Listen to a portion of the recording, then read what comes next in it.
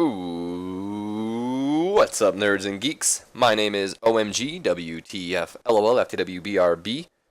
Welcome back to Mortal Extreme Wrestling 2016. We are playing as the WWF in the year 2001. But more importantly, we are booking the illustrious Invasion angle. Tonight, we are going to be running Sunday Night Heat. But before we get to Sunday Night Heat, I want to make a quick apology for Monday Night Raw's audio.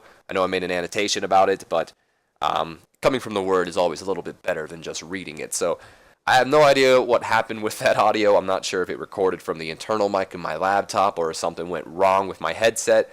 I think I have fixed the problem, although I will admit the audio may be a little bit louder than what you guys are used to, but as you know, I figure it's easier to just turn the audio down than to try to turn it up and still struggling to hear me because my mic was just choppy as all can be. So hopefully we don't have that problem anymore. If any of you guys notice anything, if it's too loud or if you guys just, don't really like the way the audio is set up, I can try to play with it a little bit more, but I really think it's good right now. Of course, after the episode, I am going to rewatch it and make sure everything's fine, but other than that, that's all I really have to say. Hopefully the audio is fixed. So we're going to be running Sunday Night Heat right now, and let's just go ahead and book it. No pre-show matches. I didn't feel like it. It's Sunday Night Heat. Who cares? So we we start off with a C+. We're being held in the azjobbing.com arena. Interesting. How come it doesn't tell me how many people we're being held in front of? Is this an empty crowd? Either way. Start off the night with a C+ rating as Buff Bagwell. He starts up in the center of the ring, and he has a mic in hand, and he says, "Nope, no, Heat is not starting until I get my hands on The Rock. I am sick and tired of the constant disrespect. You all saw Raw. You all saw what he called me, and then how he just attacked me when I wasn't ready. You see, The Rock is scared of the stuff. But it doesn't matter if you're scared, Rock. It doesn't matter if you're scared, Rock. Get your ass out here, because we have unsettled business." Well, The Rock's music doesn't play. Instead, the Hardy Boys' music hits as they make their way out to the entryway. Matt takes the mic and he says, Buff, just shut up. Please just shut up. You're not going to get The Rock, and I can guarantee that. But I'll tell you what you are going to get if you don't get out of that ring and let these fans watch the show they paid to see. And that is an ass-kicking courtesy of Team Extreme. And then he goes, "You know what? I have something better." And I actually just thought of this. Obviously, you have a lot of, built up tension. You have a lot of steam in your system right now that you want to get out. And I'd be lying if I said me and my brother were in a bad mood after what happened on Monday Night Raw when your boys Sean O'Hare and Chuck Palumbo needed help to beat us pretty much. So how about you go back into the WCW locker room and you find yourself a partner to face me and my brother tonight. And then I just imagine Buff being all like, "You have no idea what you just got yourself into. You two are on." And that sets up our main event. The Hardy Boys taking on Buff Bagwell and a partner if he can find one. Apparently this got the crowd hotter though. That's interesting. Thank you, Buff. Look, Buff Bagwell didn't have anything to do on the dirt sheet. Nothing. It's all Matt and Jeff. Get out of here, Buff Bagwell. What in the world was that? I hope you guys didn't hear that. Stepdad's outside working on some shit, but made a loud-ass noise. Okay. Either way, we go to our opening match of the night. I almost said something else. Our opening match of the night, and a bout that had subpar wrestling and a little heat. Al Snow defeating Just Incredible in 7 minutes and 11 seconds with the snowplow after a little bit of a botched interference from Albert. I'd imagine probably Credible holding Al Snow there like, "Get him, Albert, hit him." And Al Snow ducks, which then allows, Albert to punch Just Incredible. Maybe Al Snow does a drop kick to the leg, taking Albert out, and hits the snowplow Incredible to get the win. He is the superior in-ring athlete here, but only by a letter grade. Dirt sheet-wise, though, done to a hot crowd. Look at that. Everything else is negatives, though. Lovely. Moving on from this, we then go to another C- angle as Buff Bagwell is wandering around backstage. And who does he come across? The WCW Tag Team Champions. He says, "Just the men I was looking for, Chucky P and Sean O'Hare." Look here, boys. Tonight, I get your two's rival in the main event. and I'm sure you guys would love to get your hands on them again. So, what do you guys say to joining up with the stuff tonight to face those Hardys? Now, of course, only one of you can be my partner, but I think think of it more of an upgrade than teaming with each other. Of course, the two just begin to laugh and then just walk away from Buff Bagwell. Don't even we're out of here. And Buff just, what are you guys going? What are you doing? Where are you going, guys? Hello? And Buff just, obviously, the Natural Born Thrillers want nothing to do with Buff Bagwell, so they got out of there as soon as they could. Look at this, hard drugs and soft drugs affecting. Hold on. Wait a minute. Last time I saw this, Buff Bagwell, I swear to God, if you are under the influence of some shit in this angle, I am gonna be pissed. Okay, it didn't tell me. He better not be, because he has not been in a match.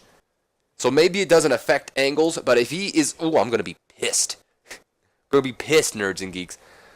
So we then go to a C rating. We have a mixed tag team match. If you guys remember last Sunday Night Heat, Billy Gunn and Test got a little bit of an altercation over Billy Gunn trying to put the moves on Test manager Trish Stratus. So this is kind of a response to that. And I figured, why not put the women's champion in there? Because Billy Gunn and Chyna have history with each other.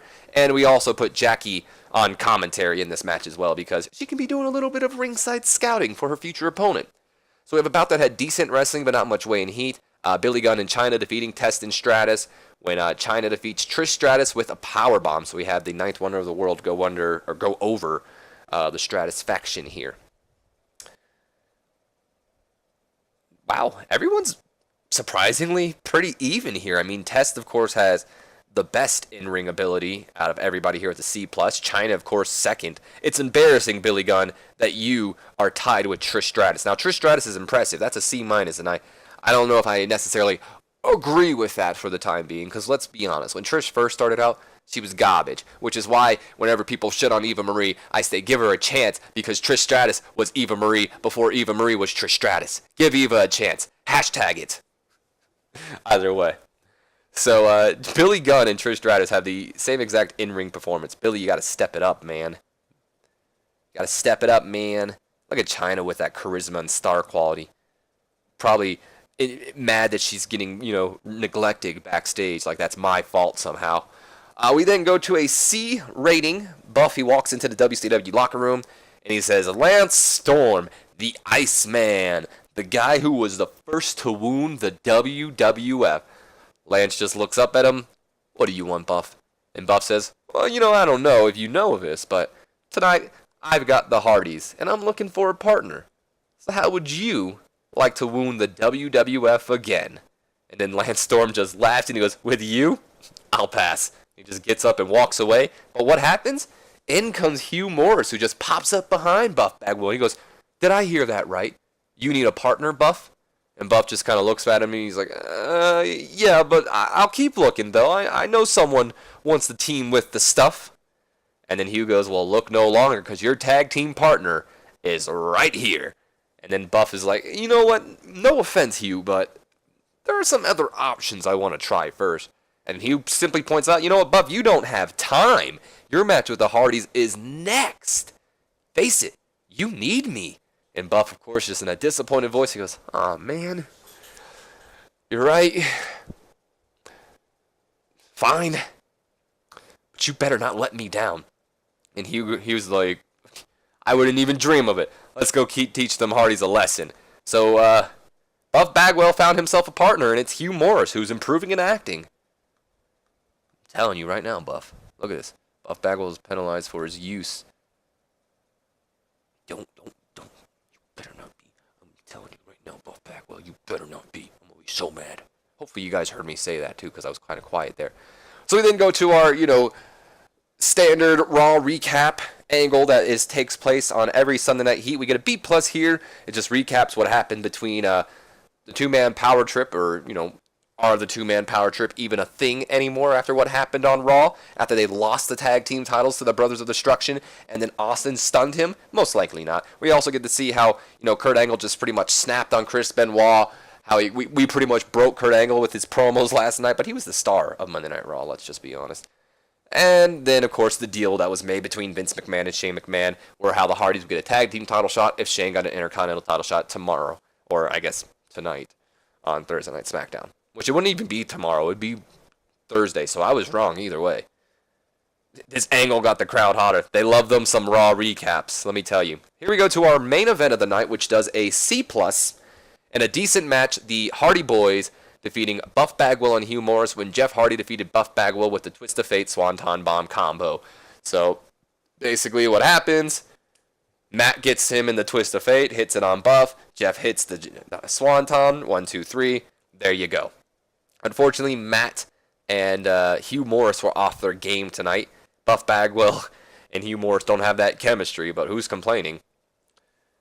And it deserved better color commentary. Interesting. Jeff was the superior in-ring athlete tonight with a B+, so I'm going to blame that on Matt being off his game a little bit because he was not, I don't want to say a letter because it's not a letter, but he was just 1 point short, I guess. I don't know how to explain it. Interesting enough here, though, Hugh Morris was off his game, yet he had the same in-ring performance as Buff Bagwell. Now, guaranteed, Buff Bagwell could be under the influence of something, and if he is, boy oh boy, I'm going to be pissed. But, he could just be bad. And I'm just hoping he's bad. Because if he's just bad, then, yeah. I mean, DC's not a bad rating, I guess, but for someone who's supposedly an upper mid-carder, maybe. Bagwell is improving in technical, so there is that. Okay, here we go, hold on. I want to see, because I was able to spot it last time. No. No. Don't you? I swear to you. I swear to you.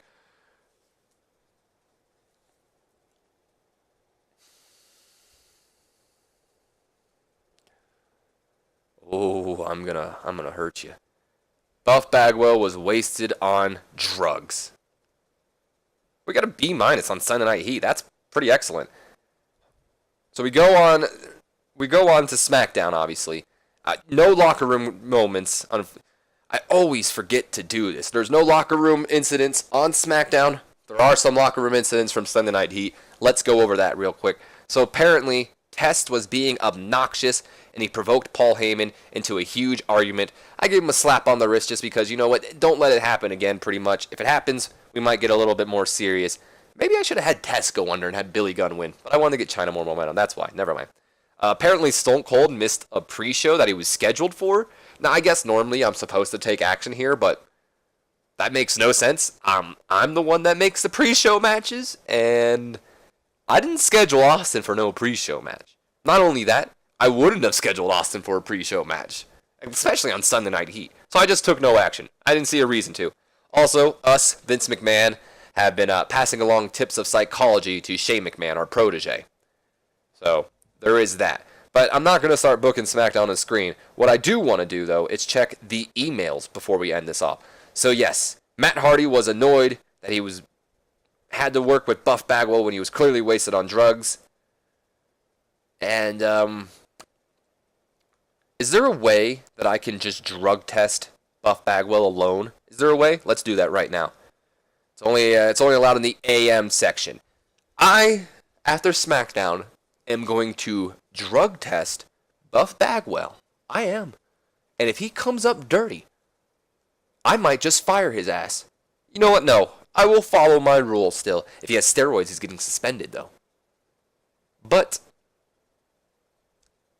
I will just send him to rehab, which, in all honesty, I don't know how much that makes sense considering Buff only has 2 months left on his contract, so we'll see how that goes. Either way, though, thanks a lot, Buff Bagwell. You pissed off Matt Hardy. Ugh, this is what I get for booking him. I should just know. Either way, nerds and geeks, my name's been OMGWTF, LOLFTWBRB. Hope you guys have enjoyed. If you have, do me a favor, leave a comment, like, and subscribe if you have not already. And as always, I will see you guys for Friday Night SmackDown. So until then, have a good day.